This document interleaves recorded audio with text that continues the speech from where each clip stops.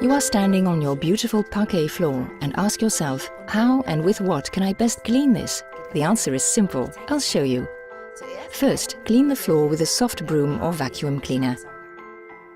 You need a bucket, a flat mop and a cleaning agent. We recommend Clean and Green Natural, which is easy to use, economical and environmentally friendly. Neutral cleaning agents often leach the floor and cause greyness.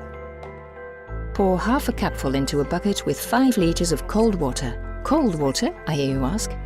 Yes, as only when mixed with cold water does the cleaning agent work optimally and without streaking.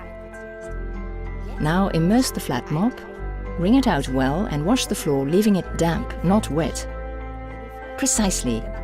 Avoid leaving standing water. Incidentally, Clean and Green Natural also gives your floor an additional protective film.